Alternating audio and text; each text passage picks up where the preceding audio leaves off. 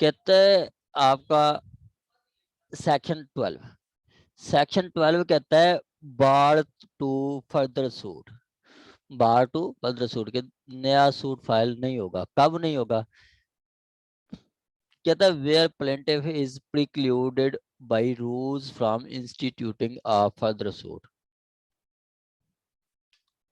in respect of any particular cause of action, in respect of any particular cause of action, he shall not be entitled to institute a suit in respect of the such cause of action in any court to which such code applies। ठीक है। अब ये जो section 12 है 12(1) वो कहता है कि जी फर्दर सूट जो है वो बार हो जाएगा। फर्दर सूट कब बार हो जाएगा? फर्दर सूट कहता है कि जी आपका जब आपका किसी भी रूल्स, सीपीसी के किसी भी रूल्स की वजह से अगर कह देते हैं कि जी अगर के आपका जो फर्दर सूट लाई नहीं करेगा तो वहां पे आपका मतलब इस कोड के तहत आप उस काज ऑफ एक्शन पे दोबारा सूट फाइल नहीं कर सकते। इसकी वो जो बेहतरीन एग्जांपल है जो कि बार बार हम मतलब पहले भी हम दे चुके हैं कि कहता है कि जी जहाँ पे प्लेंटिफ को प्रिक्लूड कर दिया जाता है, मना कर दिया जाता है, ठीक है, प्रिक्लूड कर दिया जाता है, मना कर जाता है, तो वहाँ पे आप फर्दर सूट नहीं कर सकते। ठीक है, वहाँ पे आप फर्दर सूट नहीं कर सकते। ये आपका है यहाँ पे जो फर्दर सूट करता है वो आपका ऑर्डर 2 रूल 2 है। ठीक है, ऑर्डर 2 रूल 2 है। उसके बाद ऑर्डर 9 रूल 9, ऑर्डर 22 रूल 9, 23 1 144 147, ये आपके हैं जहाँ पे आपका वो फर्दर सूट लाई नहीं करता। ये सर ये ऑर्डर का वो थोड़ा सा दोबारा बता दें मैं रिस्पेक्टिवली कि आपने क्या है, मैं कौन से ऑर्डर। मैं मैडम बता रहा हूँ आपको। जी सर।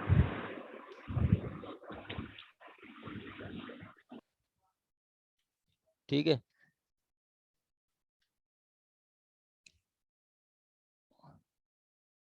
ये है, ये है आपके के आपका सेक्शन 47 उस पे भी प्रिक्लूड किया गया है आपका प्लेंटिफ को के दोबारा दावा नहीं कर सकता।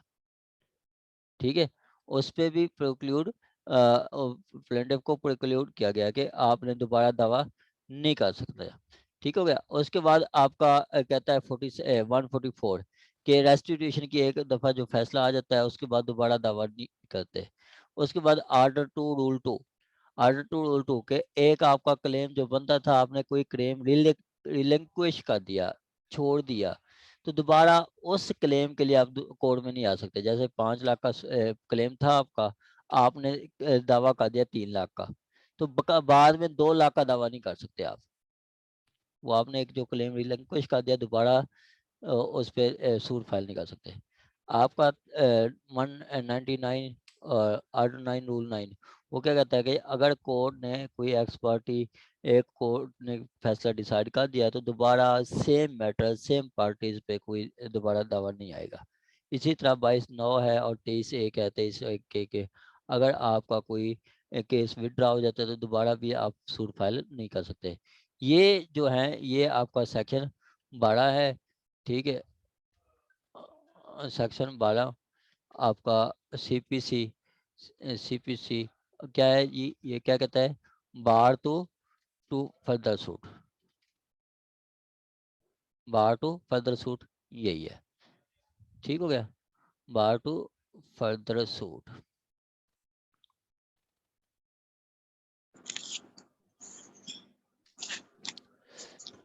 ठीक हो गया जी, ये आपका सेक्शन 12 है। आगे आपका कहता है जी, एक्सक्यूज मी सर। जी मैडम। अस्सलाम वालेकुम सर। वालेकुम सलाम। सर ये कल से रिलेटेड भी मेरा था क्वेश्चन। तो सर क्वेश्चन ये है कि अगर जैसे ये जो आपने बताया ऑर्डर 22 रूल 9 कि ये अगर हो यानी अगर कोई पार्टी इंसॉल्वेंट हो जाती है, जैसे कि ऑर्डर 2 रूल 8 में है ये कि अगर हाँ पार्टी हाँ जी, इंसॉल्वेंट हो जाती है हाँ तो जी। फिर भी उसे यानी केस फाइल नहीं कर सकती। सर इसमें क्वेश्चन ये है कि ये इसके पीछे रीजन क्या है कि अगर कोई बंदा इंसॉल्वेंट ही हुआ है तो उसको क्यों ये मतलब उसके लिए फर्दर सूट बार कर दिया जाता है? अच्छा, उसके लिए फर्दर सूट कि क्यों मतलब क्या बार कर दिया कोर्ट जाता है? हाँ जी, कि मतलब क्या कोर्ट उससे मना कर देती है, जैसे कोर्ट किसी को डिक्लेयर कर दे एज एन इंसॉल्वेंट, तो फिर इसके पीछे रीजन क्या है कि वो बेचारा दोबारा अब इंसॉल्वेंट तो वो हो गया, तो हाँ, रीजन तो क्या हो फिर सकती है? आप उसके खिलाफ कैसे, इंसॉल्वेंट के खिलाफ आप कैसे दावा दायर कर सकते हैं? इंसॉल्वेंट के खिलाफ आप दावा दायर नहीं कर सकते। अच्छा अच्छा, नहीं आपका ये वो, 4। वो तो नहीं कर सकते, वैसे उसको भी मना कर दिया जाता है कि वो मैम, ये आपने मुझे एक प्रोपोजिशन बताई थी कि जो अगर कोई इंस्टॉलमेंट सर्टिफिकेट ले लेता है तो उसके खिलाफ फिर दावा नहीं आता, हाँ जी, क्योंकि कोर्ट बात कर देती है कि जी ये ऑलरेडी इंस्टॉलमेंट है तो आप क्या इससे निकालोगे। हाँ जी, वो आपका सेक्शन 22(8) कहता है कि अगर, कहता है कि when the insolvency of plaintiff in a suit which the assignee or receiver might maintain for the benefit of creditor shall not cause a suit to abate, वो सूट आपका खत्म नहीं होगा unless such assignee or receiver decline to continue a suit unless any special reason the court otherwise direct to give security for the cost thereof with such time as court में direct, with such time as court में direct. Simply वहाँ पे madam यही बता रहा है कि जब आपका प्लेंटिफ जो है, मतलब जो प्लेंटिफ है वो आपका हो जाता है इंसॉल्वेंट। इंसॉल्वेंट के लिए हमने पीछे वो डिटेल के साथ पढ़ा है, पंजाब इंसॉल्वेंसी इंसॉल्वेंसी एक्ट है 1920 का। ठीक है, जब आपका एक प्लेंटिफ जो है वो इंसॉल्वेंट हो जाता है तो उसकी सारी प्रॉपर्टी जितनी भी होती है वो सेल कर दी जाती है, सेल करके उनके क्रेडिटर्स को दे दी जाती है। ठीक है, उसके रिसीवर अपॉइंट किया जाता है, क्रेडिटर को दी जाती है। क्रेडिटर को जब दी जाती है तो इंसॉल्वेंट जब डिक्लेयर हो जाता है तो इंसॉल्वेंट पर्सन गवर्नमेंट से कर्जा नहीं ले सकता, गवर्नमेंट बैंक से कोई अकाउंट कर्जा नहीं ले सकता, गवर्नमेंट जॉब नहीं मिलती है उसको, बाकी जो आम सिटीजन है उनकी तरह उनको कोई आपको रिप्यूट नहीं होती, वो गवर्नमेंट जॉब नहीं कर सकता। अब वो कहता है कि एक पर्सन जिसको कोर्ट ने इंसॉल्वेंट कर दिया है, ठीक है, हाँ जी, इंसॉल्वेंसी प्रोसीडिंग की इंसॉल्वेंसी एक्ट है पंजाब इंसॉल्वेंसी एक्ट 1920 का, उसके तहत कोर्ट ने जिसको इंसॉल्वेंट कर दिया है उसके खिलाफ भी आप सूट फाइल नहीं कर सकते। ठीक है, ठीक क्योंकि है। उसके पास कुछ भी नहीं होता, उसके पास जी कुछ भी नहीं होता। मैं यही कंफ्यूज हो रही थी कि चले उसके खिलाफ ये बात तो ठीक है, जब उसके पास कुछ रहा ही नहीं तो उसके अगेंस्ट केस फाइल हो ही नहीं सकता, या उसमें से हाँ क्या जी, लेना है। हाँ लेकिन जी, क्या वो भी नहीं कर सकता? तो ऑब्वियसली जैसे आप बता रहे हैं कि वो फिर एक नॉर्मल सिटीजन भी नहीं रहता, जैसे बैंक से कर्जा नहीं ले सकता, गवर्नमेंट गवर्नमेंट जॉब नहीं कर जॉब नहीं सकता, कर सकता, वो ये था सारा ना कुछ। हाँ जी, फिर तो उसको कुछ भी नहीं रहा तो फिर नहीं कर सकता। ठीक है, हाँ थैंक जी, यू सर, थैंक हाँ जी, आगे आपका है जी सेक्शन सेक्शन आपका 12(2). 12(2) इम्पोर्टेंट है, 12(2) मोस्ट इम्पोर्टेंट। 12(2) के लिए आपको कहता है कि जी, मैं आपको इधर ही समझाता हूँ।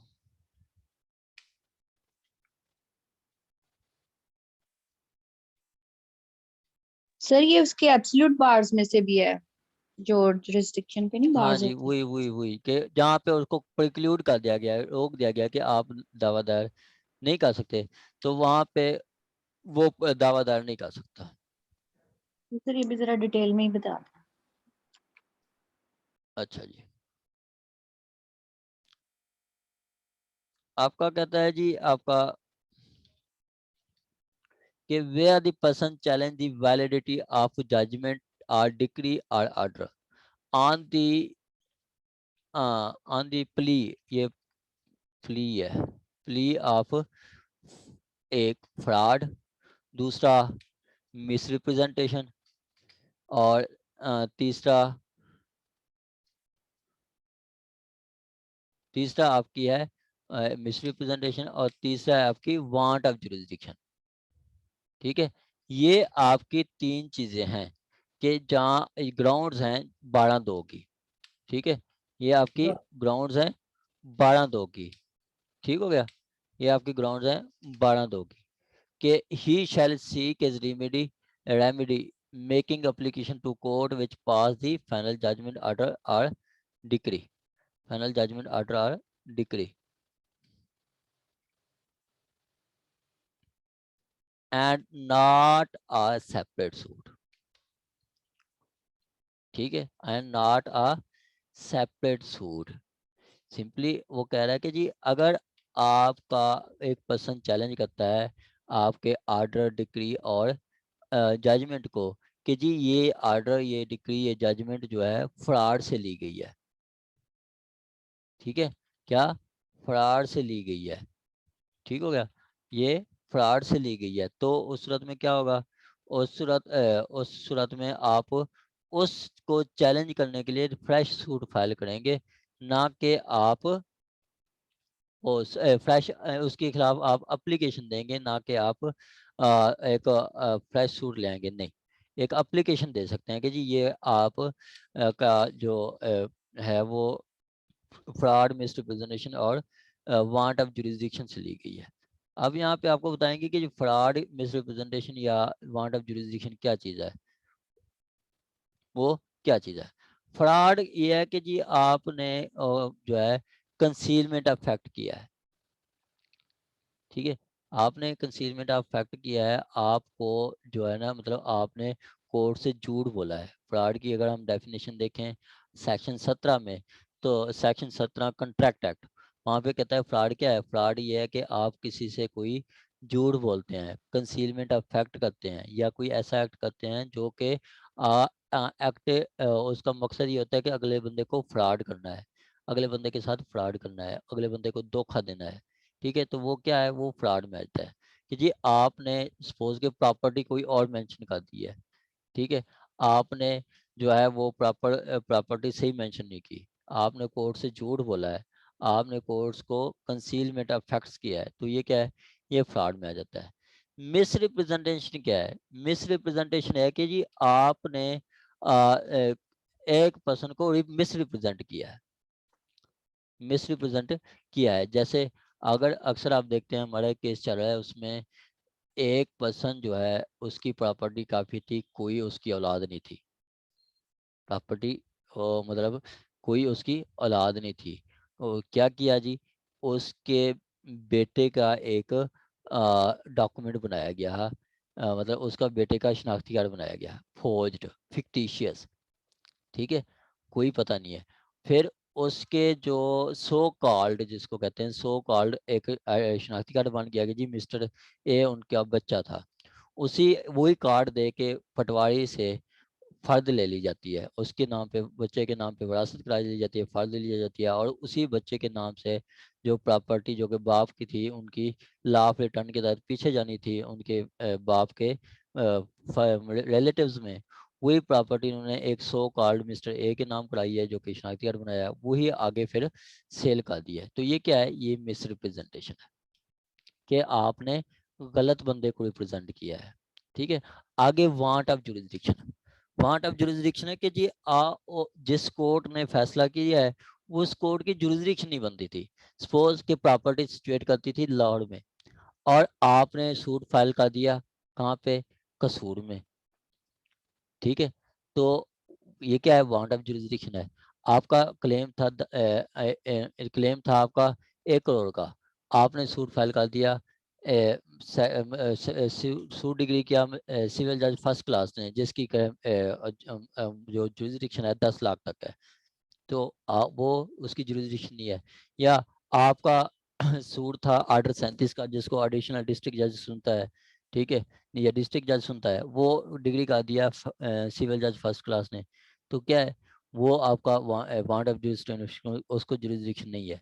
तो इन 3 सिचुएशंस में, ठीक है, इन 3 सिचुएशंस में अगर कोई ऐसा कोई डिग्री या आर्डर ले लिया जाता है फ्रॉड, मिसरिप्रेजेंटेशन और वांट ऑफ जुरिस्डिक्शन से, ठीक है, तो जो पार्टी होगी, अग्रीव्ड पार्टी, वो उसके पास एप्लीकेशन क्या होगी, उसने एप्लीकेशन देनी है कोर्ट को कि जो ऑर्डर जजमेंट ऑर्डर और पास किया गया है उसको आप वो सेट असाइड करे, उसको सेट असाइड करे। उसके लिए वो एक एप्लीकेशन देगा, ठीक है, उसको चैलेंज करने के लिए एप्लीकेशन दे गया उस ऑर्डर ऑर्डर जजमेंट डिक्री जो कि फ्रॉड मिसरिप्रेजेंटेशन या वांट ऑफ जुरिसडिक्शन से ली गई है, उसके लिए उसको चैलेंज करने के लिए एक एप्लीकेशन देगा, ना कि वो एक फर्दर सूट फाइल करेगा। वो फर्दर सूट फाइल नहीं करेगा, ना ही वो फर्दर सूट कर सकता है। सपोज के आपका ऐसे कह लो कि आप ये सपोज के अदील अहमद ने एक प्रॉपर्टी पड़ी थी मुल्तान में, ठीक है, अदील अहमद ने उसकी डिग्री ले ली है बावलपुर से, ठीक है, बावलपुर से वो डिग्री ले ली है। तो उस सूरत में क्या होगा, उस सूरत में बावलपुर की जो कोर्ट है उसको तो वांट ऑफ जुरिसडिक्शन थी, ठीक है, वो तो उसकी जुरिसडिक्शन ही बनती थी। और अदील अहमद ने डिग्री किसके खिलाफ ले ली है, अदील अहमद ने डिग्री ले ली है अयाज साहब के खिलाफ। तो अयाज साहब ने उस कोर्ट में जाके एक 12(2) की एप्लीकेशन देनी है, किस कोर्ट में, जिस कोर्ट ने डिग्री दी है, ठीक है, जिस कोर्ट ने डिग्री दी है उस कोर्ट में 12(2) की एप्लीकेशन देगी, application for set asiding the order judgement और डिग्री। तो कोर्ट उसको फिर सेट असाइड कर देगी अगर प्रूव हो जाता है कि जी वाकई उसमें जो था वो उसमें फ्रॉड या मिसरिप्रेजेंटेशन या वांट ऑफ जुरिसडिक्शन से वो डिग्री ली गई है। ये है आपका सेक्शन 12(2), ठीक है। यहाँ तक अगर किसी का क्वेश्चन हो तो आप पूछ सकते हैं।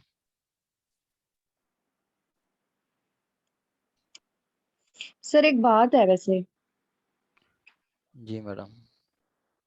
सर वैसे हमने जो देखा है हम लोग जैसे जाते हैं कहीं तो सर ये इतना उसने फोर्ज डॉक्यूमेंट्स बना लिए, आईडी कार्ड्स बनवा लिए फोर्ज, तो सर ये किसी को पता ही नहीं चला इतनी सारी बात का कि मतलब कोर्ट तक केस चल भी गया तो फिर भी पता नहीं चला किसी को। मैडम जैसे आप कह रहे हैं ना मिस। आप लाहौर आके देखें ना, लाहौर लाहौर में ऐसे ऐसे मामलात हो रहे हैं, आप सोच के आपको तंग रह जाएंगी। एक प्रॉपर्टी, 1 एकड़ प्रॉपर्टी, हमारा केस है कोई, मतलब 1 एकड़ प्रॉपर्टी पे 13 केस चल रहे हैं। कितनी? 13, ठीक अच्छा है। माशाल्लाह। यहाँ पे हाँ जी यही कुछ हो रहा है यहाँ पे। इतनी हजार केसेस हैं, आपको क्या बताऊं। प्रॉपर्टी कम है और एक प्रॉपर्टी पे 10% ने सूट फाइल किए हुए हैं। यहाँ पे सूट डिक्री नहीं होते, बहुत कम होता है। ये मैं परसों गया तो इधर बैठे थे अकरम आज़ाद साहब, सिविल जज हैं, कहते हैं कि जी लाहौर में सीखने के लिए ट्रायल का कोई काम नहीं है, इधर ट्रायल होते ही नहीं है। ट्रायल के लिए आप चले जाएं ये साउथ पंजाब, मतलब साहिवाल से साइड से पीछे पीछे, साहिवाल, मुल्तान, बावलपुर, मेरा खान, इधर सही ट्रायल हो रहे हैं।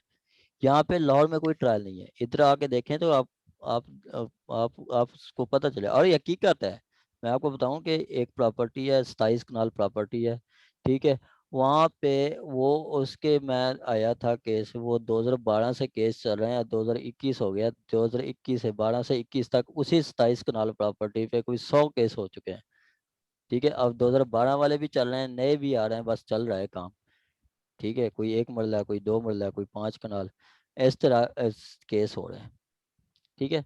तो सर मुझे मुझे इजाजत है थोड़ी सी बोलने। आप कर सर, जरूर जरूर। सर सर मैं जैसे आप बता रहे हैं, मेरे पास भी एक रिवाज गार्डन लाहौर की प्रॉपर्टी है लोअर माल पे, हम्म। 260 नंबर, सेम जो आप बता रहे हैं उस पे भी 13 केसेस अब तक हो चुके हैं। और ऐसे ही जब रिकॉर्ड चला था ना लाहौर में 1988 से लेके 1998 तक, 98-99 तक का रिकॉर्ड 98, चला था जी। जी वो 10 साल 11 साल का रिकॉर्ड चला है। और जितने फ्रॉड, जितने वो special power of attorney, general power of attorney और रजिस्ट्री जो बैनामा सेल डीड तैयार हो रही हैं फेक, वो सारी उन्हीं दौर की तैयार हो रही हैं। बिल्कुल और बिल्कुल। जो जो रिकॉर्ड कीपर है, वो रिकॉर्ड जो उनके पास अभी मौजूद है, उसमें जो एडिशन करते जा रहे हैं, उस रजिस्टर को खोलते हैं, उसमें वो फेक डॉक्यूमेंट की कॉपी अटैच करते हैं और रजिस्टर को वैसी शक्ल में दोबारा चेंज कर ले आते हैं। ये सर सही कह रहे हैं आप, लाहौर में बहुत ज्यादा ऐसा चल रहा है। बस सर लाहौर थैंक यू। यही कुछ हो रहा है लाहौर में। केस कम फ्रॉड ज्यादा है। जी बिल्कुल ऐसे ही। हाँ, चलें जी। ये सर 12 मैडम सर हम इसमें एक ये बात भी क्या चीज? यस सर इसमें ये बात भी होती है कि अगर किसी के पास पैसे हैं ज्यादा, मतलब जैसे वो आप कह रहे हैं कि उस आदमी की प्रॉपर्टी बहुत थी, तो वो ऐसे कर सकता है। बिकॉज सर ये जो आप कह रहे हैं कि आईडी कार्ड भी नकली बनवा लिया, सर ये तो जो मुलाजिम है उन बेचारों का नकली नहीं बनता, उनको भी एक एक चीज के लिए 10-10 चक्कर लगवाते हैं। मैडम आप लॉर्ड लॉर्ड आके तो बहुत कुछ होता है। आप अभी अभी आप कंसेप्ट देखें 12-2 का, आपको चल गया क्या चीज है 12-2? सर बहुत अच्छी चलें समझ आ गई है। चलें जी माशाल्लाह। सर आप राइट कह रहे हैं, मेरा एक्सपीरियंस है, बहुत ज्यादा फ्रॉड है इधर। चलें जी चलें और 12-2। मेरे पास सर जो प्रॉपर्टी है ना वो 394 कनाल है, और फ्रॉड से उन्होंने अपने नाम कर लिया और मैं अब उसको वापस ले रही हूँ। चलें माशाल्लाह, गुड गुड। चलें जी आगे। 1 मिनट हो गया है, रहता है तो नई मीटिंग मैं स्टार्ट करता हूँ, फिर हम आगे बढ़ते हैं। सिंपली 12 सेक्शन 12 क्या कहता है? सेक्शन 12 ये कहता है कि जी अगर कहीं पे किसी रूल्स के तहत अगर प्लेंटिफ को नेक्स्ट सूट करने से मतलब बार है, तो वो फर्दर सूट फाइल नहीं कर सकता। उसके लिए ये सेक्शन है 47, 144, 2299, 22(9) और 23(1). 12(2) कहता है कि अगर किसी पर्सन ने फ्रॉड, मिसरिप्रेजेंटेशन या वांट ऑफ जुरिस्डिक्शन से